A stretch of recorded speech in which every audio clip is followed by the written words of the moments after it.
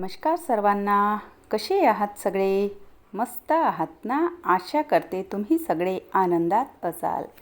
तुम्हा सर्वांचं अगदी मनापासून स्वागत आहे आपल्या चॅनलवरच्या आजच्या या व्हिडिओमध्ये. तर स्वतःचं घर स्वच्छ, टॉपटीप आणि मनाला प्रसन्न वाटणारं दिसलं की त्यासारखं समाधान तुम्हाला दुसरं कुठेच मिळणार नाही. आणि खरं सांगते, त्यासारखं दुसरं समाधानसुद्धा कुठेच नसतं. आणि बघा, सध्याच्या याच्यामध्ये ना घराची थोडीशी जी रेवठेव आहे, घराची जी आवराआवर आहे, तर ती माझी चालू आहे. घरामध्ये ना आतापर्यंत जी पाहुण्यांची लगबग होती तर ती संपलेली आहे. पण आता सुरू झालेली आहे खरी होममेकरची ड्युटी. आजच्या या व्हिडिओमध्ये मी तुम्हाला दाखवणार आहे की पाहुणे गेल्यानंतर घर पुन्हा कसं नीटनेटकं करते आणि घर पुन्हा कशा पद्धतीने आवरते. तर तेच तुम्हाला आजच्या या व्हिडिओमध्ये बघायला मिळणार आहे. कितीही थकवा असला तरी स्वच्छ आणि आवरलेलं घर पाहिलं की मनाला ना एक वेगळंच समाधान मिळतं. तर चला मग आजची ही जी आवराआवर आहे तर ती सुरू करूयात आणि सोबतच आजचा व्हिडिओसुद्धा. तर सगळ्यात आधी बघा, जे कपडे होते तर ते मी सगळे व्यवस्थित त्यांच्या जागी ठेवले.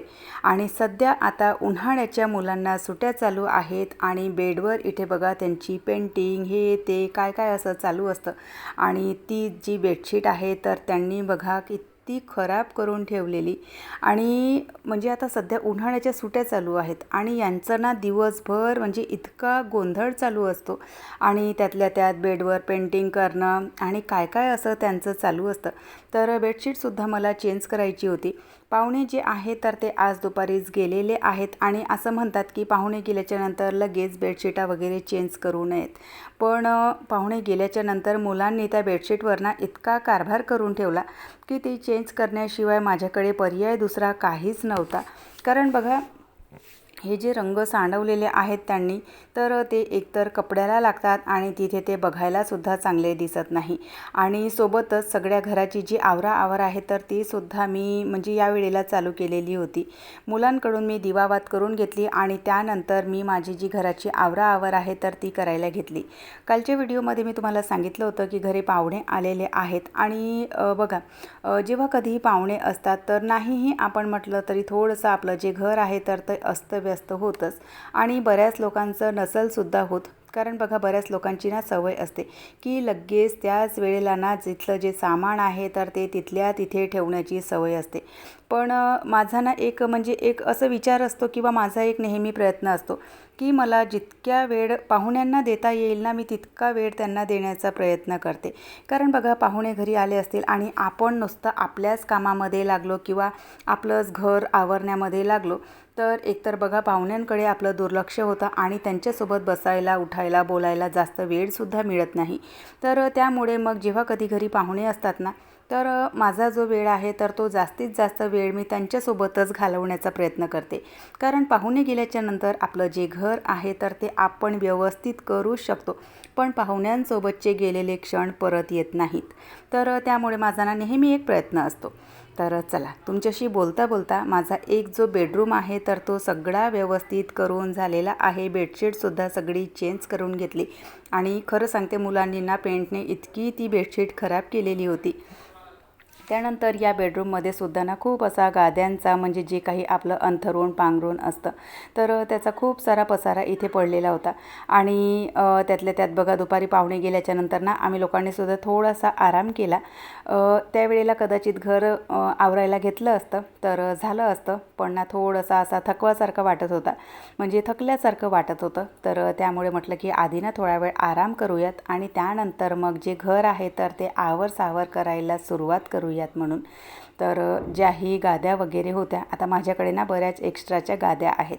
बऱ्याच म्हणजे 3-4 गाद्या तरी मी ठेवतेच. कारण बघा, घरी कधी पाहुणे आले किंवा काही आले तर त्यावेळेला ना म्हणजे नुसतं बेडवर ना जागा व्हायला बघत नाही. तर त्यामुळे मग आम्ही लोक काय करतो, एकतर बेडरूममध्ये किंवा हॉलमध्ये ना सगळ्या गाद्या टाकतो आणि तिथेच मग सगळे मस्त छान आनंदाने सगळे झोपतो. तर त्यामुळे गाद्या वगैरे ना नेहमी म्हणजे अशा ठेवलेल्या असतात माझ्याकडे. तर त्या सगळ्या गाद्या जो बेड आहे तर त्यामध्ये ठेवल्या. आता फर्निचर घरामध्ये ना बरंचसं मी बनवून घेतलेलं आहे, पण तरीसुद्धा माझ्या ज्या गाद्या आहेत, ज्या मॅट्रेस आहेत, तर त्यांना या बेडमध्येच ठेवलेल्या असतात. कारण तिथे बघा एकतर धूळ वगैरे लागत नाही आणि बेड वगैरे खालीच ठेवलेले असतात त्यामुळे. त्यानंतर मग मी स्टडी टेबल जो आहे तर तो आवरायला घेतला.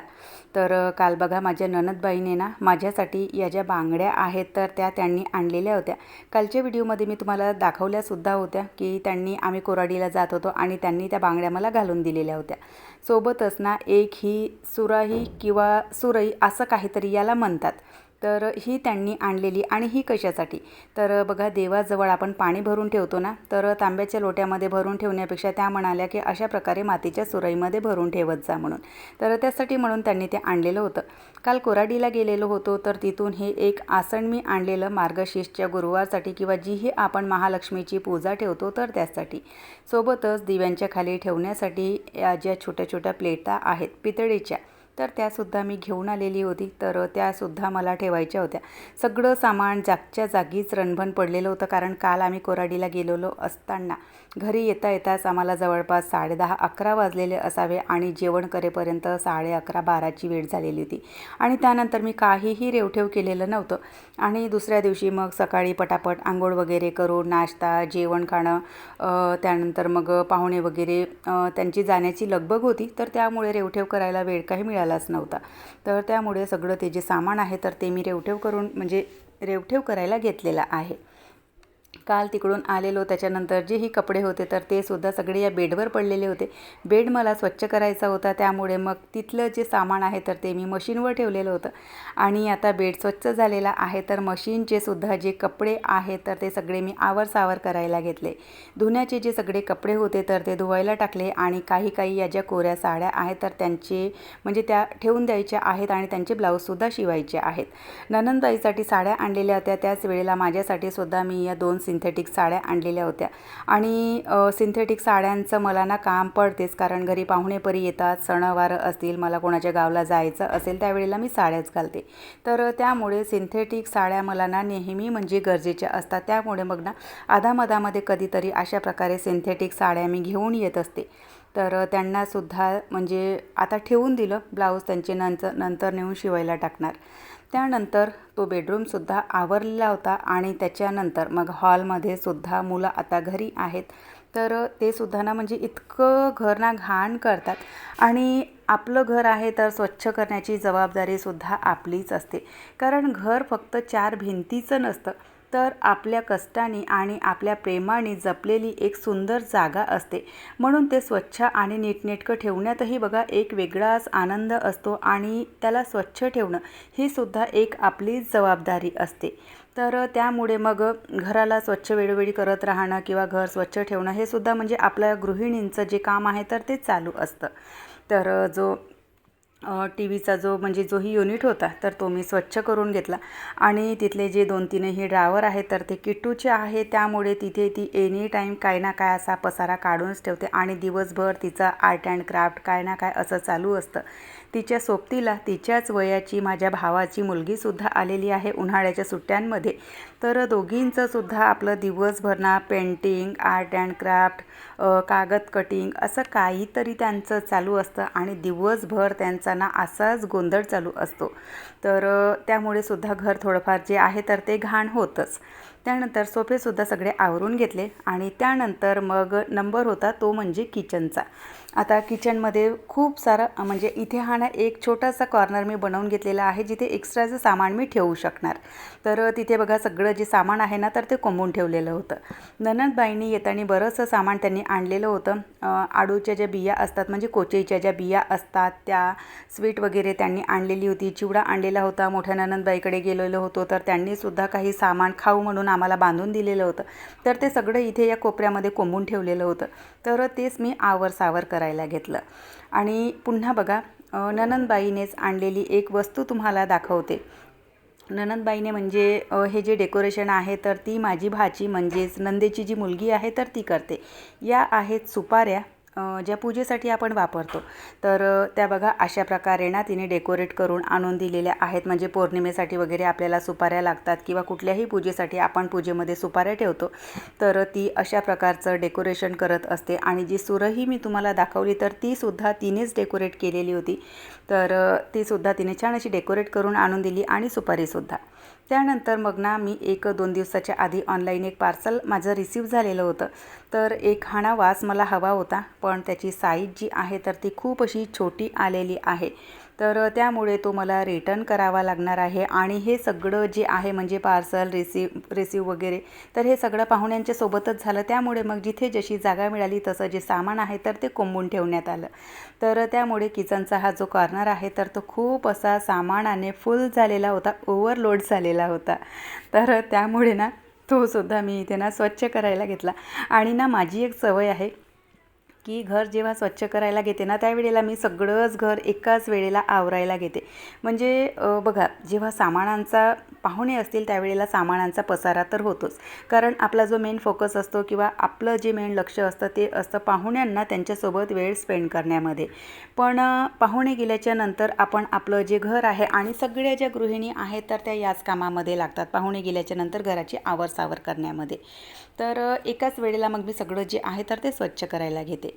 उद्याला यांना सकाळी सकाळी बाहेरगावी जायचं होतं 2-3 दिवसाच्या टूरने. तर भाजीचं तोडण्यासाठी मी सासूबाईंकडे दिलेलं होतं.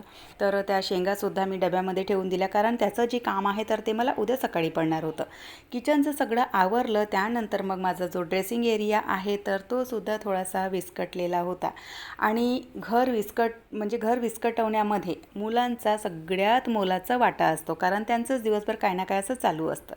त्यानंतर मग कपड्यांची जी रेवठेव आहे तर तीसुद्धा मी करायला घेतली. आणि या सगळ्या याच्यामध्ये ना इतकं म्हणजे असा थकवा जाणवायला लागला आणि इतकी गरमी व्हायला लागली. शेवटी सगळं घर आवरून मी छान अशी आंघोळ करून घेतली. आणि धुण्याचे जे कपडे होते तर ते सगळे मशीनवर नेऊन ठेवलेले.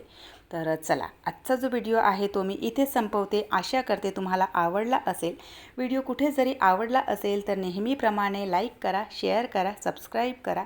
आपण भेटूयात नंतरच्या व्हिडिओसोबत. तोपर्यंत बाय आणि धन्यवाद. आणि हो, पाहुणे गेल्याच्या नंतर तुम्ही सर्वात आधी कोणतं काम करता मला कमेंटमध्ये नक्की सांगा. बाय.